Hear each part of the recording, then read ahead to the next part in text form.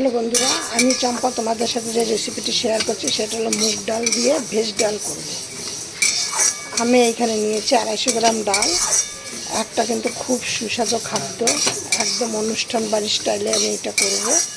তোমরা একবার খেয়ে দেখবে করে। তারপরে এইখানে 250 গ্রাম নিয়েছি, ওই ডাল নিয়েছি। ডালটাকে বেশি ভাজা করব না, শুধু আমি ডালটাকে এইভাবে ভাজবো যে কাঁচা গন্ধটা যাতে চলে যায়, যে একটা মানে মুগ ডালের যে একটা কাঁচা কাঁচা একটা গন্ধ থাকবে সেইটা যাতে চলে যায়।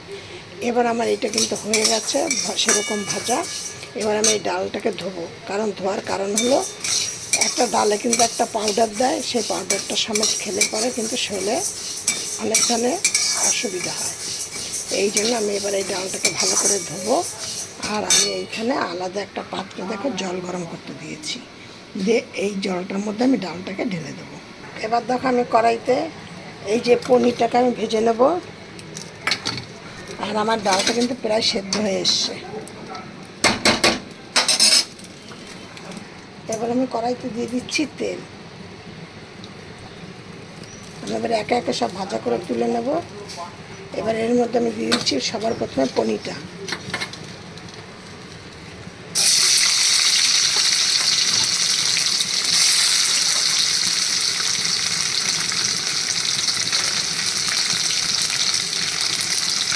এবার দেখো আমি এর মধ্যে দিয়ে দিচ্ছি কিছুটা জিরে,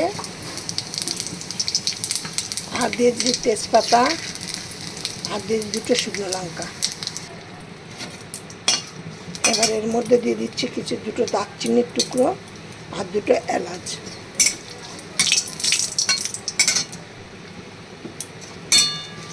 এবার সুন্দর একটা গন্ধ বেরিয়ে গেছে। এবার আমি এর মধ্যে দিচ্ছি বিন, গাজর, ক্যাপসিকাম।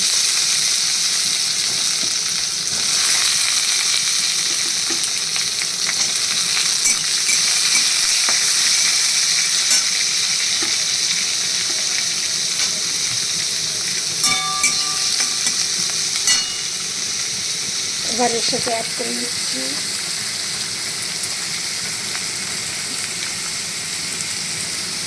কিছুটা নুন। আর এবার দিয়ে দিচ্ছি কিছুটা হলুদ। এবার দেখো আমি এর মধ্যে নিয়েছি কিছুটা জিরে, আর নিলাম কিছুটা আদা।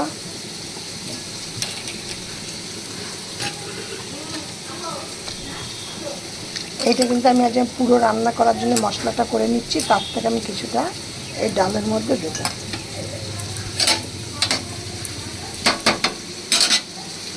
এবার এটার মধ্যে দিয়ে দিচ্ছি কিছুটা আলু কুচানো আর একটু নারকেল কুচানো।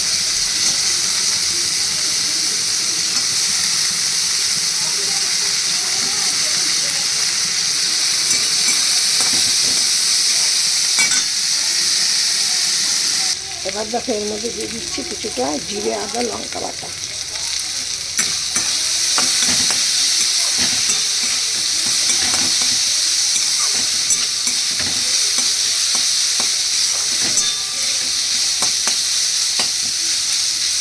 আর এই ডালগুলোকে এখন এর মধ্যে তুলে আমি দেবো, কারণ ডালটা আমি একটুখানি এর সাথে ভেজে নেব।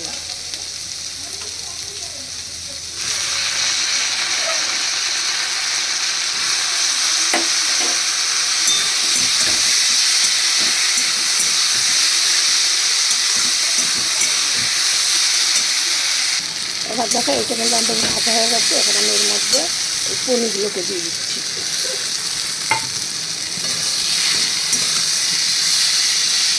এবার এটার মধ্যে আমি দিয়ে দিচ্ছি জল।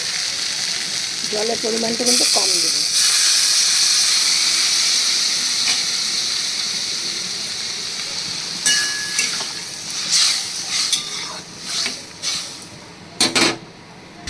আমার এই রেসিপিটা হয়ে গেছে। এবার আমি বন্ধ করে দেবো, নামিয়ে দেবো। তার আমি দিয়ে দিচ্ছি কিছুটা ঘিয়ের মধ্যে, 1 চামচ 1.5 চামচের মতো ঘি দিয়ে দিচ্ছি। তোমরা এইভাবে করে দেখবে। আমি একটু সামান্য একটু জলটা আমার বেশি পড়ে গেছে, কিন্তু এটা যদি আরেকটু জলটা কম দেওয়া হতো তাহলে কিন্তু তোমরা এটা এইটাও তোমরা রুটি দিয়ে পরোটা দিয়ে তোমরা সুন্দর খেতে পারবে। আর কিন্তু গরম ভাতে দারুণ জমে যাবে। এবার এর সাথে আলু ভাজা করতে হবে। দেখো আমি এবার এটাকে নামিয়ে দিচ্ছি। এর মধ্যে দিয়েছি কাজু কিশমিশটা দিয়েছিলাম, তোমাদের সাথে আমি শেয়ার করতে ভুলে গেছিলাম। এই হলো আমার রেসিপি। আবার নেক্সট অন্য কিছু রেসিপি।